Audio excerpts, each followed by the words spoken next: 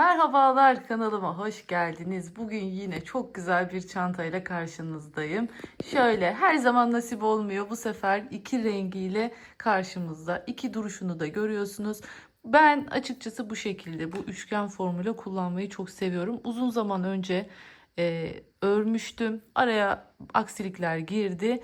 Videosunu yeni tamamlayabildim sizler için. Ben o günden bugüne çok severek kullanıyorum. İçini de göstereceğim. Oldukça büyük hacimli ve çok kullanışlı bir çanta oldu diyebilirim. Dilerseniz bu şekilde uzun sapıyla da kullanabiliyorsunuz.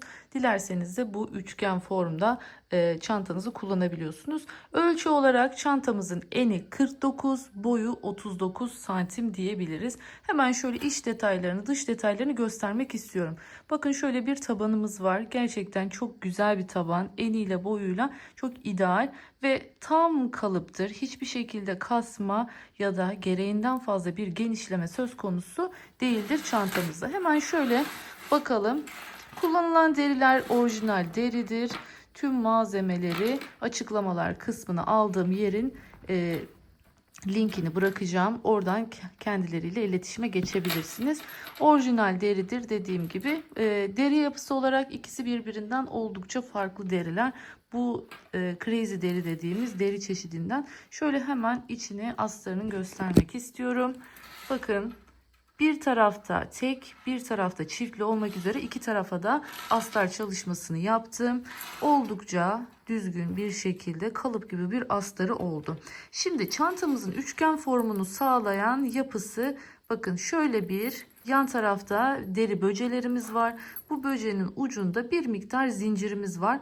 Bu tamamen çantamızın içinde rahat hareket etme sağlamak amacıyla yapılmıştır. Yani dilerseniz iki ucunu normalde birbirine takabilirsiniz. Ama bu zincir sayesinde açmaya gerek kalmadan içinden rahatlıkla eşyalarınızı alabilirsiniz. Bakın şu şekilde bu ucunu birbirine şöyle takıyoruz. Hemen takayım.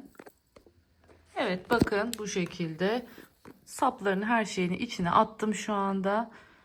Ağzını bu şekilde içeri taktığınızda şu üçgen formu elde ediyorsunuz. Gerçekten çok güzel duruyor. Ben uzun sapını çıkarttım. Mesela bunun da uzun sapı var ama çıkarttım. Hemen onun da içine bakalım. Ben bu şekilde elde taşıma benim daha çok böyle rahatıma geldi. Bakın yine bunun da çift taraflı cebi var. Burada daha geniş bir cep tercih etmiştim ben. İkinci cep olarak. Yine burada ikili cebimiz mevcut. Bunu birbirine taktığımızda bakın artık takmasam bile zaten formunu kazandı. Doğrudan bu şekilde o deri aksesuarların ağırlığıyla çantamız formunu kazanıyor, katlanıyor. Bu yöntemle çok severek hazırladım. Umarım siz de severek örersiniz diyorum. Aksesuarlar tabii ki de tercihtir. Kullanmak zorunda değilsiniz. Dilerseniz kendiniz buna uygun bir sap dikebilirsiniz, örebilirsiniz, satın alabilirsiniz. Yuvarlak, eğer bu formu kullanmak istiyorsanız yuvarlak formlu sapları tercih edebilirsiniz. Tutma saplarını, takma, üstten takma saplar yine çok güzel olacaktır bu çantada. Umarım beğenmişsinizdir ve bu çantayı benimle örersiniz diyorum. Hala kanalıma abone olmadıysanız kanalıma abone olup yorumlarınızla, beğenilerinizle destek olursanız da çok mutlu olurum. Hype butonuna da tıklamayı unutmayın. Biliyorsunuz yeni bir butonumuz eklendi. Hemen şu hatırlatmayı da eklemek istiyorum. Çantamızda şöyle söyleyeyim. İspiye rafya kullandım. İspiye rafyalar 120 gramlık rafyalardır. Ben bu çantada toplamda 2 rafyadan biraz fazla, yani 3. rafyadan da yarım kullanıyorsunuz. 2,5 rafya diyebilirim. Yaklaşık olarak 2,5 rafya kullandım. Yani buna 300 grama tekabül ediyor diyebiliriz. 300 gramlık bir rafya kullandım. Kalan rafyayla yine bir aynı örnekten bir cüzdanını hazırlayacağım. O cüzdanını da paylaşacağım inşallah en kısa zamanda. Çantamıza takım içine bir cüzdan yapacağız. Yani 3 tane rafyayı aldığınızda, eğer aynı rafyadan örmek istiyorsanız tabii ki de dilediğiniz başka rafyalarla da örebilirsiniz bu çantayı. İsterseniz kağıt ipli, isterseniz makromeli, her ipe gidebilecek bir modeldir. Ama benimkiyle aynı olsun, aynı malzemeleri kullanmak istiyorum derseniz Ben 3 rafyadan kalan rafyayla da bunun içine bir cüzdan hazırlayacağım. Küçük bir çanta hazırlayacağım. Daha sonrasında takipte kalıp o cüzdanın yapımını da yine kanalımdan öğrenebilirsiniz. Evet, başlayalım dilerseniz. Şimdi benim elimde bu şekilde bir setim var. Görüyorsunuz. Şöyle hemen ölçülerini de vereyim size. Her zaman için söylüyorum. Aksesuarlar zorunlu değildir. Opsiyoneldir. Bakın 40 santimlik bir boyu var. Şöyle 8 santimde bir eni var. 8 santime 40 santimlik bir taban elimde. Elbette ki siz tabanınız yoksa bunu ne yapabilirsiniz? 40'a 8 santimlik bir taban örerek de yapabilirsiniz. Yine şöyle tutma kısımları için şöyle derilerimiz var, görüyorsunuz. Ama yine tekrar söylüyorum. Bunlar da siz klasik bir yuvarlak sap vesaireyle de bunu yapabilirsiniz. Şöyle elimizde uzun ayarlanabilir çantamızın deri sapı var ve bu şekilde de ağız kısmına takacak olduğumuz ağız aparatımız var. Bunların tamamını ben aldığım yerin adresini açıklamalar bölümüne ekleyeceğim. Oradan temin edebilirsiniz. Bakın şöyle de ispiye rafya kullanıyorum bu çantamda. Şimdi bunun siyahını yapmıştım. Çok beğenmiştiniz. Siyahta görmeniz zor oluyor videoda diyerekten. Bakın şöyle siyahını göstereyim sizlere. Yine 40'a 8'lik tabanla farklı bir tığlama yöntemiyle yapıyorum bu tabanı. Çünkü deliklerimiz ince, ipimiz yorulmasın diye hemen size göstereceğim bunu da. Bu şekilde siyahını çalışmıştık. Şimdi birlikte ne yapacağız?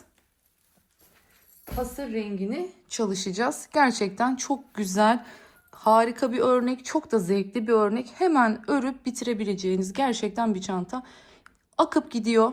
Zaten ip güzel, örnek güzel olunca çantanın keyfine diyecek olmuyor. Örmesi çok keyifli bir model dedik. Hemen bunları kenara alıyorum ve tabanımla birlikte şimdi çantamı örmeye başlayacağım. Tabanın tığlamasını yapmak için 2,5 milimetrelik tığ kullanıyorum ben. Bunu yapmamın sebebi, bakın deliklerim çok küçük. Deliklerim küçük olduğu için böyle ince bir tığ kullanıyorum. Ancak sonrasında ben çantamı örmek için 3,5 milimetrelik tığa geçiş yapıyorum. Siz eğer ki hazır bir taban, bakın bu şekilde tercih etmiyorsanız, sizin zaten ilmekleriniz hazırdır. O yüzden sizin normal kendi tığ numaranızla devam edebilirsiniz. Ama şunu da tavsiye ediyorum. Eğer ki örneğinizin yukarıya çıktığında kasma yapmamasını istiyorsanız tavsiyem şudur. Tabanınızı 3 milimle örün. Üst kısmına geçtiğinizde, örnek kısmına geçtiğinizde 3,5 milimetreye geçebilirsiniz. Yani tığınızdan yarım numara küçükle tabanınızı örün. Eğer örgü taban yapacaksanız diyorum. Hemen dilerseniz başlayalım. Şimdi örneğimiz kayarak gidiyor zaten. O yüzden herhangi bir şekilde nereden başladığımızın bir önemi açıkçası yok. Ama alışkanlık her zaman için ben yan taban ortadan başlarım. Yine aynı şekilde şöyle ortadan başlıyorum tığlamaya. Ben öncesinde ufak bir deneme yapmıştım bu iple. O yüzden ipim hafif buruştu. Ancak hiç önemli değil. Özellikle isfiye rafyada rahatlıkla söküp tekrar örebilirsiniz. Ve aynı zamanda da dilerseniz bu sökülen kısmın üzerine ütü buharı verdiğinizde rafyanız tekrardan eski haline gelecektir. Bunu da söyleyebilirim gönül rahatlığıyla. Gerçekten güzel bir rafya. Şimdi tığımı taktım. Burada önünü arkasına güzel bakın. Bakın tabanımın yüzü burası. Tabanımın yüzü bana bakacak şekilde başlıyorum. Şöyle ipimi alttan çekiyorum. Burada tel çekmemeye çok dikkat edin. Rafyanız yarılır, yırtılır. Bakın bu şekilde çektim. Bir tane sıkıştırdım. Şimdi ipimi şu şekilde arasından geçirdim. Bir zincir çekiyorum ve hemen yanındaki deliğe giriyorum. Yanındaki deliğe girdim. Bu şekilde bir zincir çekiyorum. Tekrardan yanındaki deliğe geçiş yapıyorum. Aralara bir zincir çekiyorum. Çift batmak yerine böylelikle dediğim gibi daha kolay bir tığlama sağlamış oluyorum. Yine bakın burada bir zincir çekiyorum. Geldim bu noktaya. Şöyle Evet, şimdi bakın 1 ve 2. 2 tane zincir çekiyorum. Geldim tam şuradaki köşe noktasına. Şimdi bakın çok zor çıkıyorum. Gerçekten deliklerim çok küçük. Buraya 1 ve 2. Aynı noktaya buraya 2 tane yaptım. Ve şimdi tekrardan 1 2 tane zincir çekiyorum ve sıradakiyle devam ediyorum. Şimdi burada artık hep aralara bir zincir çekeceğim ve yandaki boşluğa geçeceğim. Bir zincir,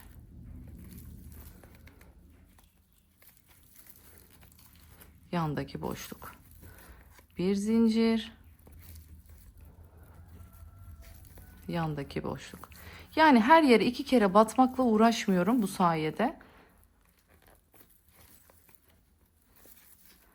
Bir zincir,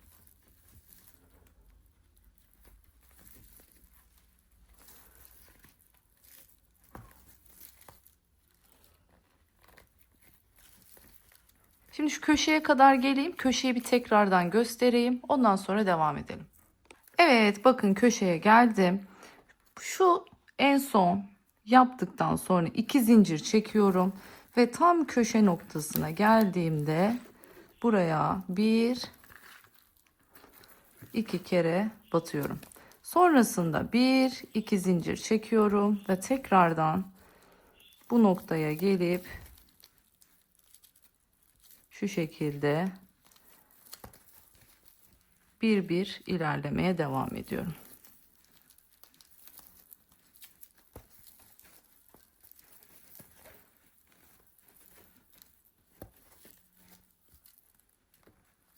Bu da normal.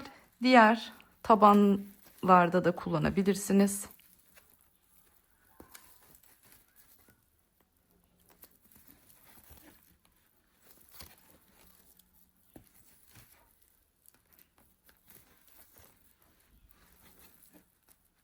Bakın geliyoruz şimdi tekrardan köşeye. Şöyle.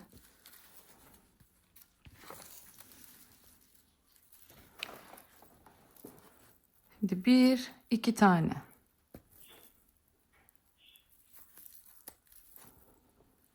Aynı noktaya 2 kere battım. Yine 1 2 tane yaptım. Aynı nokta yanındaki yere geldim. Şimdi bir zincir yanındaki. Hep aynı şekilde devam edeceğim. Tam köşelerde bakın köşeye 2 tane batıyoruz. Sağına ve soluna 2 zincir çekiyoruz. Şimdi bu şekilde burayı da dolaşalım. Başlangıç noktamıza gelelim. Oradan devam edelim. Evet, geldik başlangıç noktamıza. Şimdi bu noktaya geldiğimizde şöyle görüyorsunuz. Şuradaki zincir kısmına geliyorum. Ve bir ilmek kaydırıyorum. Böylelikle şurada görmüş olduğunuz ya ilk yapmış olduğuma da bir tepe yapmış oluyorum bu sayede. Şimdi artık tığımı değiştiriyorum. Normal 3,5 milimetrelik tığıma geçiyorum. Şimdi bir tane bakın şu boşluğa bir tane trabzanımın tepesine. Bir tane şu aradaki boşluğa. Bir tane şu trabzanın tepesine. Bir tane boşluğa. Bir tane sık iğnenin tepesine.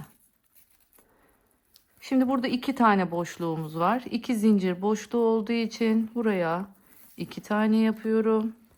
Sonra geliyorum 2 tane sık iğnem olduğu için tepelerine de 2 tane sık iğnemi yapıyorum. Dönüyorum. Zincir boşluğum 2 tane. O yüzden 2 tane sık iğne. Burada bakın bir tane zincir boşluğu, Bir tane sık iğnenin tepesi. Hep bu şekilde. Her zincire bir tane, her sık iğneye bir tane. Bu şekilde tüm çevreyi dolaşacağız.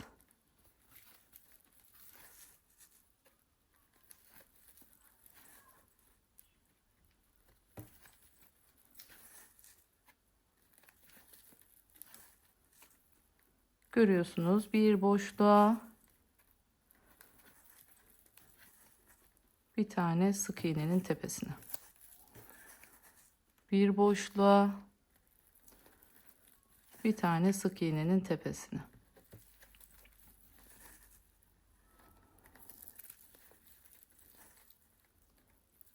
Evet. Şimdi sıra sonuna kadar bu şekilde bir tur dolaşıp geliyorum. Evet, benim şu anda toplamda 232 tane ilmeğim oldu. Şimdi köşelerde ikişer tane artırma yapacağım. Böylelikle toplam ilmek sayım 240'a çıkacak. Şimdi bu size çok fazla gelebilir. Ama ben sonuçta ispiye rafya ile ördüğüm için bu ilmek sayısına sahibim. Milano ile örüyorsanız yine benzer bir sonuç yakalarsınız. Yine benzer ilmek sayısı olacaktır sizin için. Ama kalın rafyalar kullanıyorsanız, daha kağıt rafyalar ya da kağıt ip kullanıyorsanız, makromeler kullanıyorsanız o zaman zaten sizin ilmek sayınız daha az olacaktır. O konuda içiniz rahat olsun. Hemen şimdi dilerseniz örneğimizi kurmaya başlayalım. Dediğim gibi 232 tane ilmeğim var şu anda. 232 ilmeğe bir de 8 tane eklediğimizde toplamda 240 ilmeğe ulaşacağız. Örneğimiz burada toplamda hemen göstermek istiyorum. 5'in katları üzerine kuruluyor. 5'in katları üzerine kurulduğu için de tam sayıyı elde etmiş oluyoruz bu şekilde. Yani siz de istediğiniz gibi ilmeğinizi buna göre ayarlayabilirsiniz. Hemen şöyle bir üst sıraya çıkıp örneğimizi kurmaya başlayacağız. Bakın tığımdaki ilmeği birazcık uzun bıraktım. Şu şekilde bir sonraki ilmeğin arkasından giriyorum. Taktım, geçirdim ve arkaya çektim. Sonrasında aynı ipin uzantısından giriyorum. Tığımı da ilmeğime takıyorum ve bu şekilde şimdi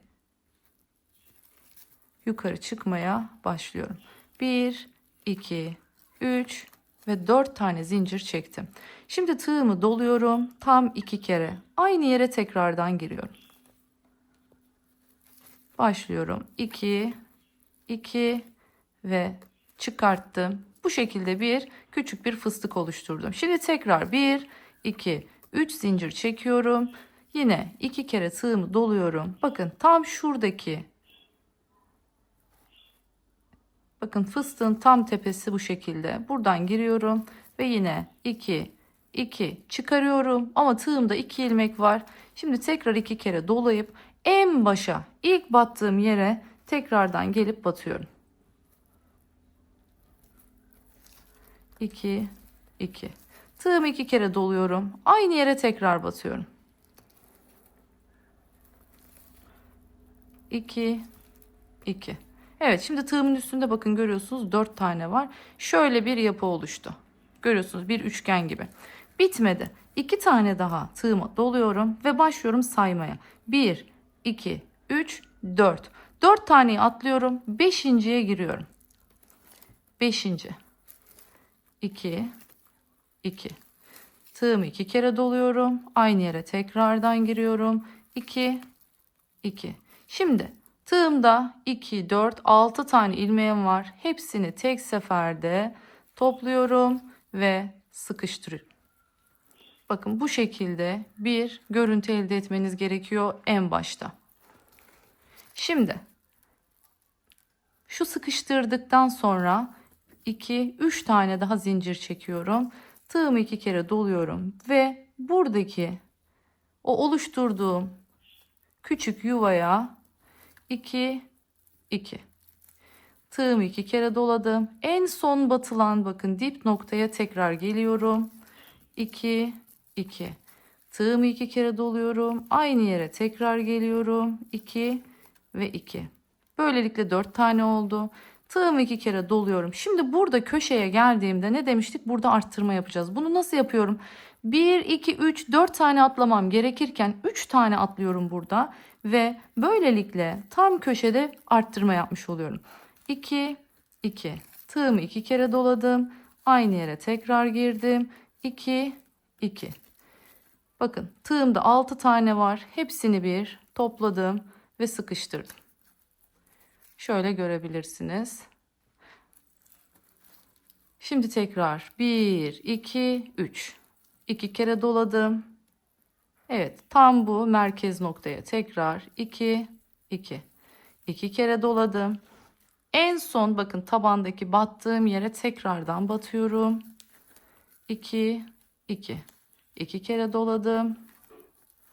2, 2. 2 kere doladım. Şimdi tekrar 1, 2, 3 atlıyorum. Normalde kaç atlayacaktım? 4 atlayacaktım. 3 atladığım için bir arttırma daha yapmış oluyorum bu noktada. Köşeleri rahatlatıyoruz. Kasma yapmıyoruz. Özellikle bu tarz taban kullandığımız noktalarda bu çok çok daha önemli.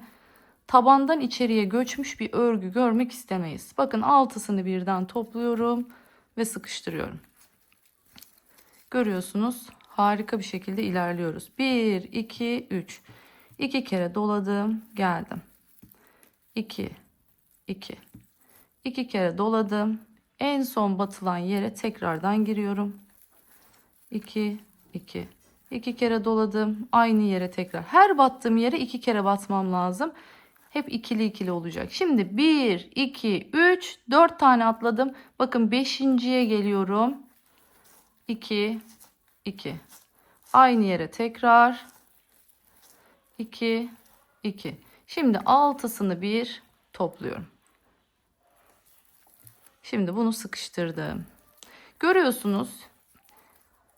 Birden yükseldiğimiz için gerçekten örmesi çok keyifli ve çok da güzel ilerleyen bir örnek. 3 tane zincirimi çektim. 2 kere doladım. Aynı yere şimdi tekrardan geliyorum. Burayı bitirdik. 2 kere doladım. Başladığım yere tekrar son kez gösteriyorum bu arada.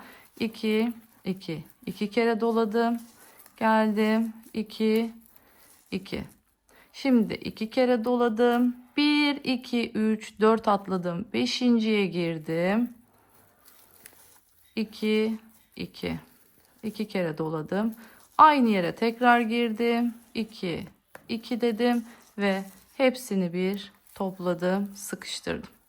Tekrar 1, 2, 3 deyip devam edeceğim. Bakın bu şekilde ilerliyoruz. Görüyorsunuz, gerçekten çok güzel bir şekilde gidiyor. Şimdi sıra sonuna geldiğimde köşeye kadar geleyim. Orada yine arttırma yapacağız. Onu da göstereceğim sizlere. Diğer şu ortadakilerde bakın hep aralarda 4 tane boşluk var. 1, 2, 3, 4 boşluk bırakıyorum. 5.'ye giriyorum. 1, 2, 3, 4 boşluk bırakıyorum. 5.'ye giriyorum. Bu şekilde devam edeceğiz.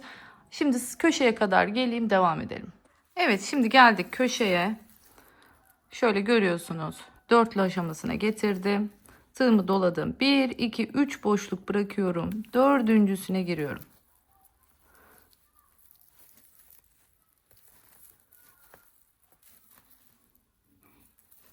Şimdi hepsini birden topladım. Sıkıştırdım. Tekrar 1, 2, 3 zincir. Tığımı doladım. Orta noktaya tekrar girdim. 2, 2. Tığımı 2 kere doladım. En son battığım yere tekrar girdim. Burayı da hallettim. Şimdi tığımı doladım. 1, 2, 3 atlıyorum. Dördüncüsüne giriyorum.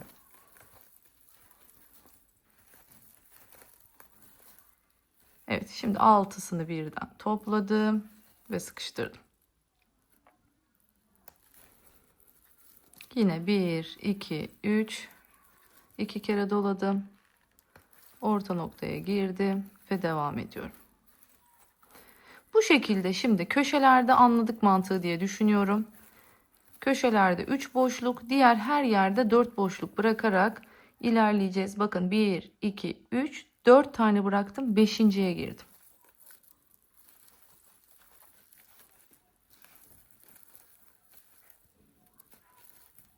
Şimdi hepsini bir topladım, sıkıştırdım.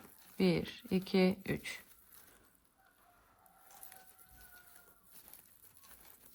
İki kere doladım. Geldim dibine.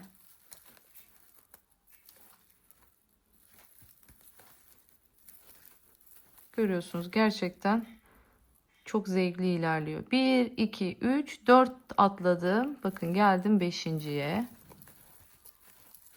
2 kere doladım. Yine aynı noktadayım.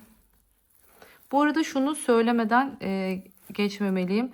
Bu ip siyaha göre daha ince. Onu baştan söyleyeyim. Yani bir tık daha ince alacak olanlar bilginiz olsun. Siyah birazcık daha dokusal olarak daha farklıydı. Aynı kalınlıkta değil. Yani nasıl Milano Raffria'da renklere göre kalınlıklar farklılık gösteriyorsa bu ipte de demek ki aynı durum söz konusu oluyor. Evet, geldik köşeye. 1, 2, 3 tane bıraktım. Dördüncüsüne girdim. Aynı yere tekrar girdim. Altısını bir topladım. Şimdi 1, 2, 3. 2 kere doladım. Boşluğa girdim. 2 kere doladım. Aynı yere tekrar girdim. Her yaptığım işlemi ne dedik? 2 kere yapıyoruz. İkili ikili. Şimdi 2 kere doladım. 1, 2, 3 tane atladım. Dördüncüye girdim.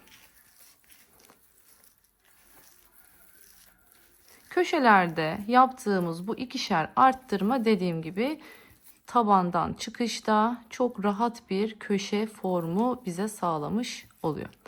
Evet. Son kez burayı da gösteriyorum. Artık sıra başına kadar gelelim. Bakın en son battığım yere tekrar girdim. Aynı yere tekrar.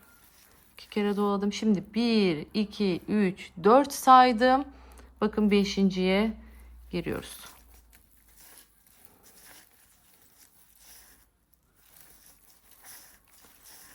Evet. Böylelikle 6'sını birden topladım ve sıkıştırdım. 1, 2, 3 dedim. Böylelikle devam edeceğim. Yani şunu şu şekilde dışa dönük düşünelim. Bakın ilk sırasında bile şu köşenin duruşu belli ediyor kendisini. Ne böyle bakın yayık bir şekilde duruyor. Hem toparladı ama aynı zamanda da kasma vesaire yaşamadan bunu yaptı. O yüzden bu sayı bu taban için ideal. Tekrar söylüyorum, örgü yapsanız da 40'a 8 bir taban için ideal bir ölçüdür bu diyorum. Hemen sıranın başına kadar geliyorum. Bir üst sıraya nasıl çıkıldığını göstereceğim ve sonrasında artık hep aynı şekilde devam edeceğiz. Ta ki istediğim boya gelene kadar hemen ne kadar olacağını sizlere söylemek istiyorum. Kaç santim olana kadar devam edeceğiz örmeye. Hemen şöyle açalım ağzını. Ve tam yüksekliği sizlere vereyim. Evet, 38 santim olana kadar örüyoruz. Sonrasında bakın çantamızın ağzına bir de böyle bir kısım ayarlayacağız, öreceğiz. Bu kısmı da gerçekten çok güzel göründü ağız kısmında. Yine böyle çok sık iğne gibi de durmadı. Gayet son derece güzel oldu. Hemen şimdi dilerseniz dediğim gibi sıra sonuna kadar örüp geleyim. Üste nasıl çıkıyoruz bakalım. Oradan sonra artık 38 santim olana kadar öreceğiz. Evet, en son kısma geldim. Bakın burada şu kısım şöyle sıra sonuna geldiğinizde artık 4 tane varken tığınızda bakın bu şuraya bir tane daha yapıp şöyle birleştiriyorduk ya, onu en başta yapmıştık zaten. O hali hazırda var. O yüzden ne yapıyoruz? Bu dörtlüyken tam burada iki fıstığın kesişim noktasına giriyorum. Bakın burada zaten kendini belli ediyor. Burası ikili, burası ikili. Burada tek bir ilmek var. Bakın buradan ilmek çıkartıyorum ve bu dördünün içinden geçirip burada güzelce tığımla ipimi sıkıştırıyorum. Sonrasında aynı yere tekrardan giriyorum. Bakın bu şekilde bir sık iğne yapmış gibi görünüyor. Şimdi bunun üzerine 1, 2, 3 tane zincir çektim. Tığımı 2 kere doladım. Girdim. Aynı yere bir daha. 1, 2. Ve bu şekilde topladım. Bu Aynı başladığımız gibi hatırlarsanız. İlk başta da bunu bu şekilde yapmıştık. Sonrasında yine 1, 2, 3 dedim. 2 kere doladım. Yine bakın şu şekilde giriyorum. Fıstığın tepesine. Yine 1, 2 dedik. Tığımda 2 tane var. Yani üst üste bu şekilde 2 fıstık yaptım. 2 kere doladım. Başlangıç noktama tekrardan batıyorum. 2 kere doladım. Yine 2 kere bakın. Tığım 2 kere doladım. Şimdi yan taraftaki yıldızın göbeğine. Artık hep bu şekilde batacağımız yerler belli. Yıldız göbeklerine batarak ilerleyeceğiz. Şöyle şimdi yine altısını bir topladım. Yine sıkıştırdım. Tekrar 3 zincir çektim. 2 kere doladım. Yine yıldız göbeğine battım. 2 ilmek doladım. Tekrar en son battığım yere yıldızın göbeğine yine girdim. Yine bakın 2 tane buraya yaptım. 2 kere doladım. Bir sonraki yıldızın göbeğine.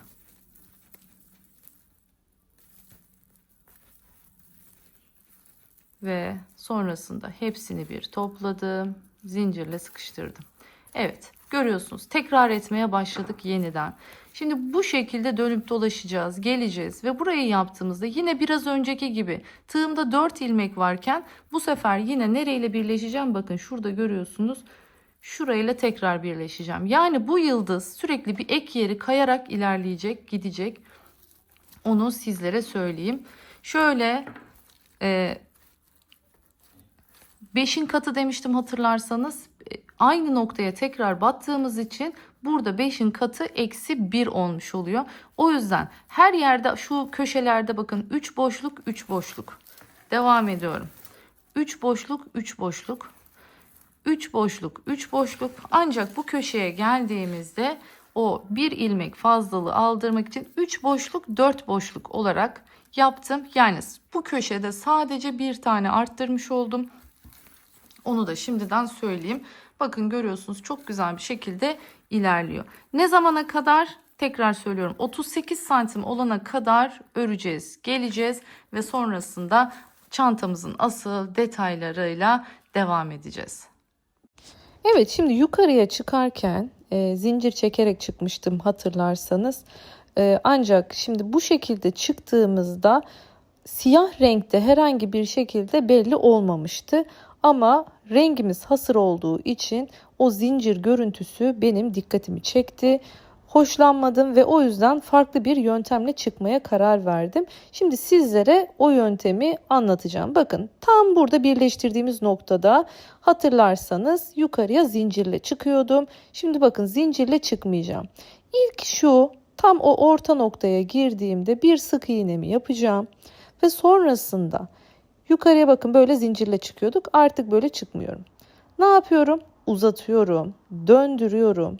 İpi arasından geçiriyorum ve yine bir trabzan görüntüsü oluşturuyorum buraya. 2 kere doluyorum. Aynı yere tekrar giriyorum ve birleştiriyorum. Bakın hatırlıyorsunuz ilk başta böyle başlıyorduk. Sonrasında yan tarafa geçişlerde sadece yine zincirle yapmaya devam ediyoruz. Onda herhangi bir farklılık söz konusu değil. Devam ediyorum. Bakın her zaman en son batılan yere tekrardan batıyoruz. 2 kere de çektim yine. Şöyle tekrar hatırlatma amaçlı bir göstermek istiyorum. Yan tarafa geçtim.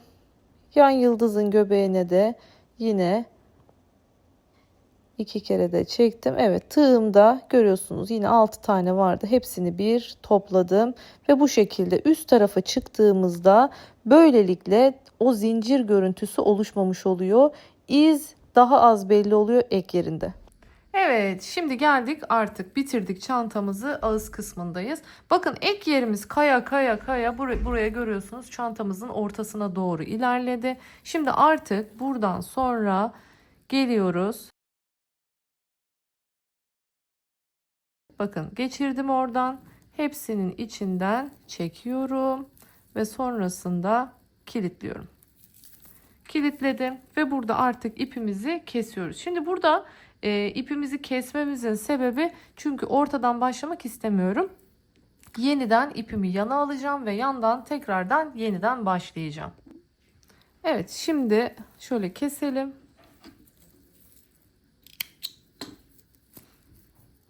Bakın bu şekilde üzerini kenardan örmeye başlayacağız. Şöyle gelelim. Bunu bir bütün çiçek olarak düşünecek olursak bir çiçek, iki çiçek, bakın 3 çiçek, 4, 5, 6, 7, 8, 9 tane çiçeği bir tamamlamanız gerekiyor. Şimdi artık ağzını dolaşmaya geldi sıra. Ağzını dolaşırken dediğim gibi yan taraftan başlayacağım. Yani çantamızı şöyle koyduğumuzda görüyorsunuz. Nereye denk geliyoruz? Tam şu yan kısma denk geliyoruz. Bu yan kısımdan başlayacağız. Şimdi geldim.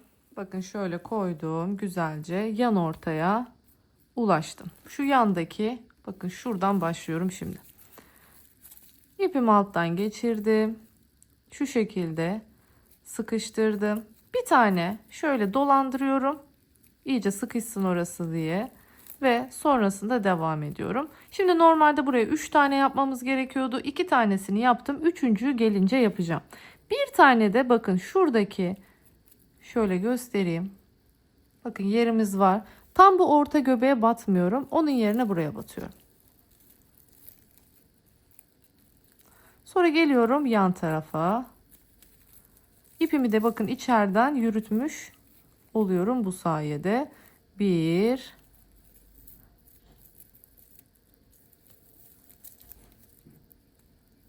2 ve 3. Geldim yine buraya, dördüncüyü yaptım. Geldim yine tekrardan 1, 2, 3 sık iğne içine. Bakın bir tane ne yaptık? Şuraya. Tekrar geliyorum. Yani orta göbeklere hiç batmıyoruz. Yıldızların göbeğine batmıyoruz. Ona dikkat edelim. Yıldızların göbeği diğer yere göre daha dar.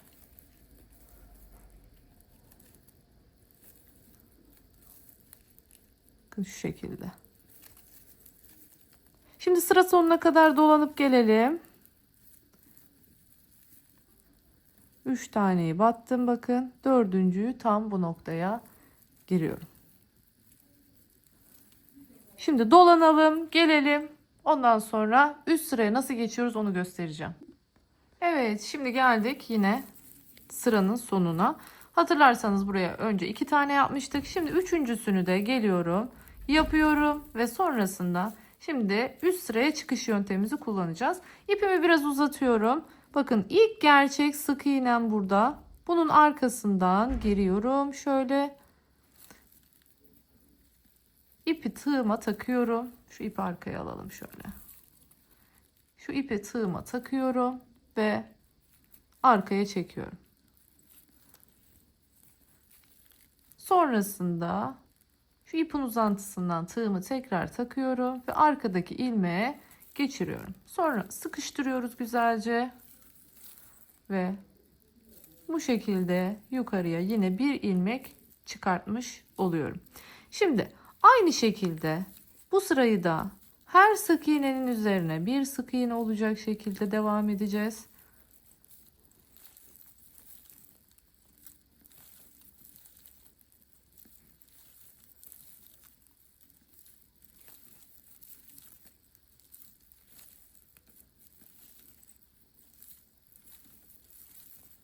Bu şekilde birer tane sık iğne yapıyoruz hepsinin üzerine ve sıra sonuna kadar tekrar dolaşıp geliyoruz. Üst sıraya çıktığımızda ise artık bu sefer buraya daha kalın bir görüntüye nasıl kavuşturacağız onu göstereceğim. Hemen dolaşıp geliyorum. Evet, şimdi geldim sıranın sonuna. Yine üst sıraya nasıl çıkacağız onu göstereceğim. İpimi tekrar biraz uzatıyorum. Bakın şu ilk yaptığımız sık iğne benzerim yapımız bu değil. İlk gerçek sık iğnenin tepesi. Tam buraya arkadan geliyorum ve ilmeğimi tığıma takıyorum. İpimi arkaya çekiyorum. Sonra bu ipin uzantısından girdim. Arkadan tekrardan bakın ilmeğimi geçiriyorum ve sıkıştırıyorum. İlk olarak şöyle bir ipimi sıkıştırıyorum ve geliyorum altına. Artık tepelerine batmıyoruz. Her ilmeğin, bakın görüyorsunuz, her ilmeğin altına batıyorum. Bu şekilde. Yandaki sık iğnenin altına geldim. Görüyorsunuz, uzun uzun sık iğneler yapıyorum. Geldim.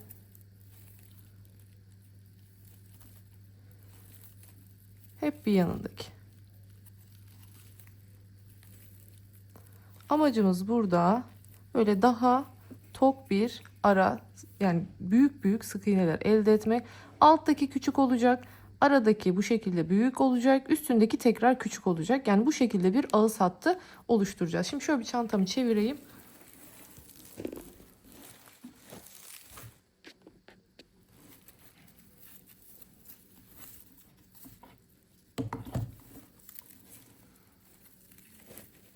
Görüyorsunuz. Tepesi değil, hemen altına giriyorum. Şu şekilde alt kısmına girdim. Altına.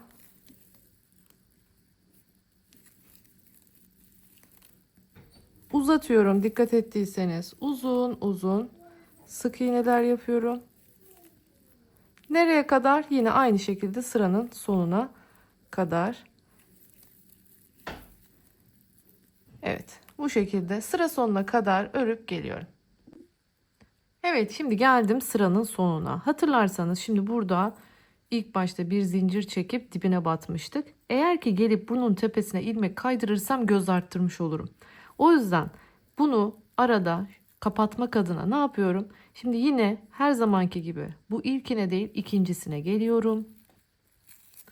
Arkadan giriyorum. Şöyle hemen arkadaki ilmeğimi tuttum. Buradaki uzantısına girdim ve ilmeğime geçirdim. Tekrardan şimdi o ilmeğin üzerine böylelikle çıkmış oluyorum. Göz sayımı arttırmadan. Geldim.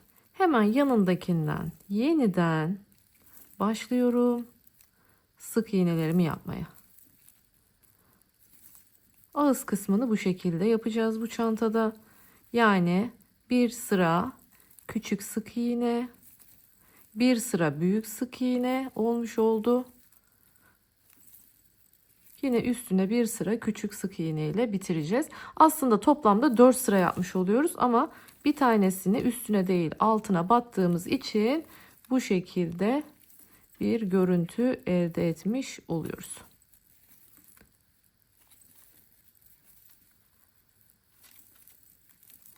Şimdi bu sırayı da bu şekilde dolaşıp geleceğim.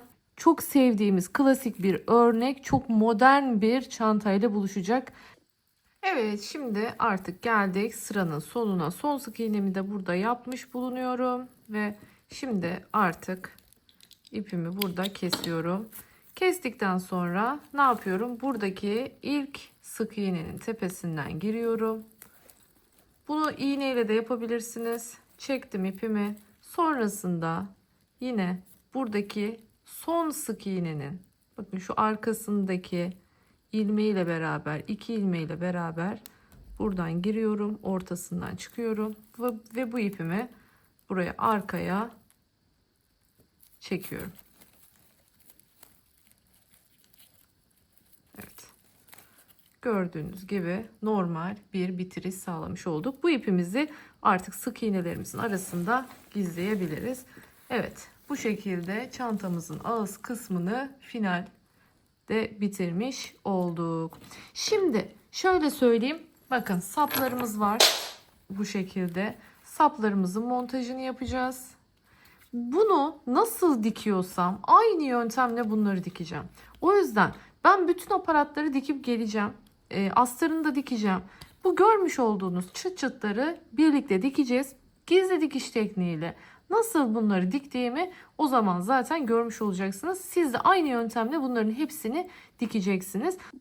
Evet, şimdi gördüğünüz gibi bütün aparatlarımı diktim. Şimdi bunları yaparken ne yapıyoruz? Öncelikle çantanın yan ortasını buluyoruz. İşaretleyicimizi takıyoruz ve sonrasında onun alt kısmına bu şekilde deri aparatımızı takıyoruz.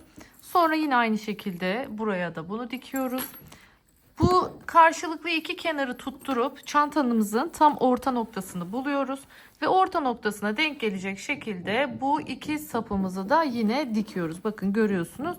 Nasıl dikiyorum? Deri iple bu şekilde makine dikişi görüntüsü verecek şekilde dikiyorum. Şimdi bunu nasıl yaptığımızı, nasıl diktiğimizi göstereceğim. Ne zaman? Çıt çıtları dikerken. Bakın şu şekilde. Şimdi bir tanesini birlikte dikeceğiz. Hemen astarını da şöyle göstereyim, açayım için size. Gerçekten çok düzgün ve çok güzel bir astarlama görüyorsunuz şu anda burada. Bakın tam kalıp, herhangi bir bolluk yok, potluk yok, çok düzgün. Bu çantanızın da yine böyle esnemeden düzgün durmasını sağlayacak. Dilerseniz tekrar söylüyorum, şu ağız kısmına ilmek kaydırma yapabilirsiniz. Şimdi ne yapıyoruz? Dediğim gibi çıt çıtımızı dikiyoruz. Şöyle yatırıyorum bakın. Tek tarafı yatırıyorum. Tam orta noktasına gelecek şekilde koyuyorum çıt çıtımı. Şimdi burada önemli olan, bakın şöyle sapımızı ortalıyoruz. Görüyorsunuz, sapımızı tam orta noktaya getirdik.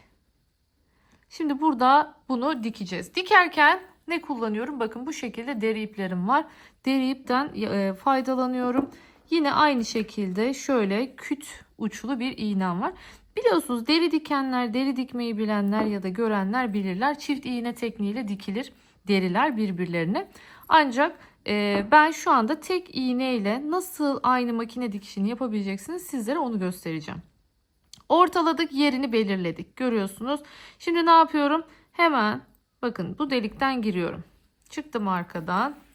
Bakın burada sık iğnenin içinden geçerseniz, sık iğnenin içinden geçtiğiniz takdirde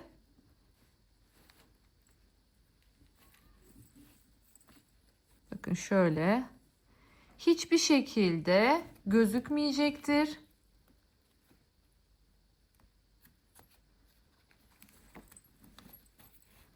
Bakın arkada da temiz bir görüntü oluşacaktır. Yine çıkıyorum buradan. Geçiyorum buradaki bakın sık iğnenin içinden. Umarım görülebiliyordur şu şekilde. Böylelikle ne yapmıyoruz? İz bırakmamış oluyoruz. Tekrar çıkıyorum buradan. Geçiyorum delikten. Bakın sıkıyorum şöyle arada bir. Geldim.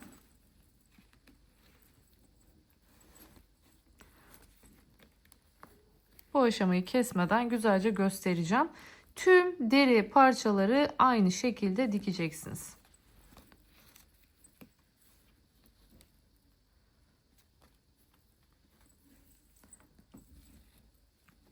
Evet.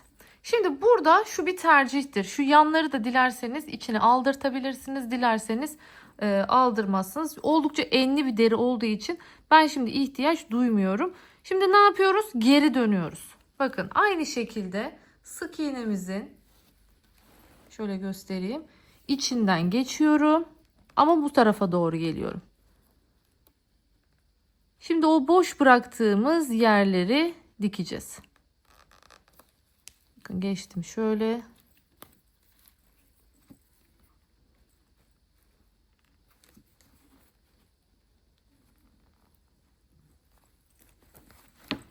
Evet. Tabii deliği biraz geniş olduğu için hemen çıkıyor. Bakın görüyorsunuz. Şimdi tam geri gittiğim için yapmadığım delikler böylelikle dolmuş oluyor. Ve bu sayede makine dikişi görüntüsünü elde etmiş oluyorum.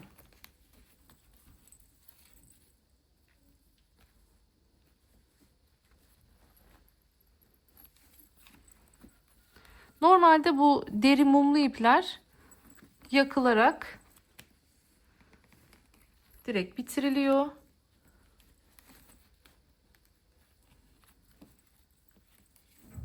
Bu şekilde de yapabilirsiniz. Evet, bakın son yerdeyim artık.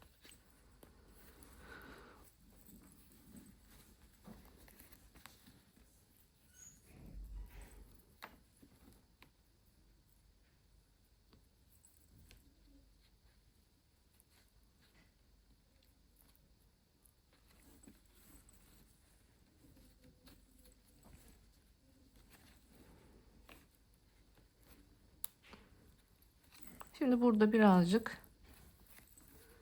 Şimdi nasıl olduğunu da göstereyim size. Ama ben şimdi buraya yakmayacağım bunları. Bunu şöyle kesiyoruz birazcık. Sonra bunu çakmakla yakıp şöyle bastırdığımızda bu ip zaten buna yapışıyor ve burada geniş bir alan oluşturduğu için de hiçbir şekilde çıkma, çözülme yapmıyor. Keselim artık ipimizi. Gördüğünüz gibi çok pay bırakmadan hemen kesiyorum. Şimdi bu ipi artık şuradan çıkartıyorum. Şöyle.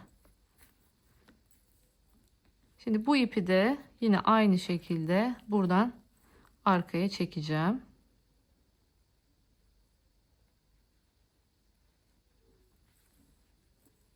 Ne yapıyoruz? Burada örgüyle derinin arasında bakın bıraktım ikisini de. Şimdi güzelce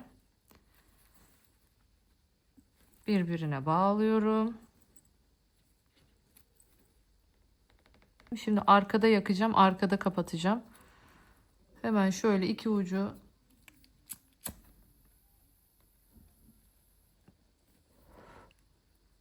bakın bu şekilde çakmağın arkasıyla ya da herhangi bir başka düz bir cisimle basabilirsiniz. Önde görüntü olsun istemedim. Bakın bu şekilde genişliyor, geniş bir yüzey oluşturuyor. Tamamen yapıştı ve hiçbir şekilde artık atma, çözülme yapmayacak. Derimizi makine dikişi gibi gayet düzgün bir görüntüde dikmiş olduk. Arkası da temiz, arkadan da görünmeyecek şekilde bunu hallettik. Evet, şimdi aynı şekilde diğer tarafını da ben dikiyorum. Geliyorum ve çantamızı artık bitiriyoruz. Evet, finaldeyiz. Bakın görüyorsunuz şöyle bir ipim kaldı. Yani bunun içine kendinden bir cüzdan yapabilirsiniz. Onunla ilgili de videoyu en kısa zamanda paylaşacağım. İçine bir mutlaka aynı örnekten bir cüzdan yapmayı planlıyorum. Kalan ipimi de bu şekilde değerlendirmiş olacağım. Dediğim gibi oldukça bereketli bir ip. Şöyle hemen bakalım istiyorum. Bakın bu şekilde de uzun sapımız var. Hemen şöyle onu da takalım. Bakın görüyorsunuz çok kaliteli. Nereye takıyoruz bunları? Buraya takıyoruz. Yani dilediğinizde uzun bir sap kullanmış oluyorsunuz. Dilediğinizde ise daha böyle kısa elde tutmalı bir çanta elde etmiş oluyorsunuz. Hemen şöyle göstermek istiyorum size. Bakın deri çıtçıtlarımız dikildi. Astarımız son derece muntazam. Böyle ayakta halini tabii siz en başta gördünüz zaten. Bunu da şimdi yatay olarak görmüş oluyorsunuz. Eni boyu şahane. Gerçekten çok beğendiğim bir çanta oldu. Yine böyle hayal ettim oldu diyeceğim şekilde bir çanta. Hemen şöyle iç kilidini de kapattığımızdaki görüntüsünü görmenizi istiyorum. Yani açıkçası ben bu halini çok beğeniyorum bu çantanın. Şöyle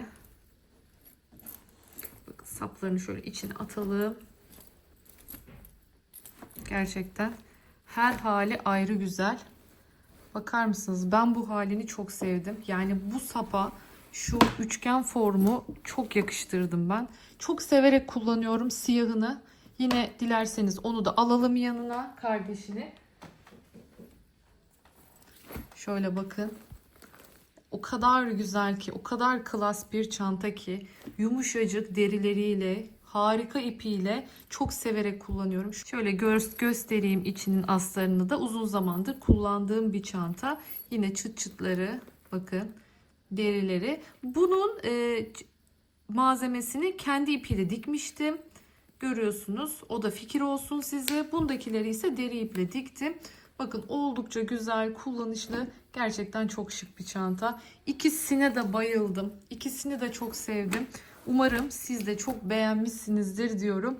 Ve bir başka videoda daha görüşmek dileğiyle. Kendinize çok iyi bakın. Hala kanalıma abone olmadıysanız kanalıma abone olup beğenilerinizle, yorumlarınıza destek olursanız çok mutlu olurum. Biliyorsunuz yeni bir buton eklendi. Hype butonuna da tıklamayı unutmayın. Sizin favoriniz hangisi? Siyah mı yoksa hasır rengi mi? Haydi yorumlarda yazın bana. Ben de çok merak ediyorum. Elinizde şıklığınıza şıklık katacak çantalar. Kesinlikle aşık oldum. Umarım siz de öyle olmuşsunuzdur diyorum. Çok daha güzel çantalarla görüşmek dileğiyle. Kendinize çok iyi bakın. Hoşça kalın.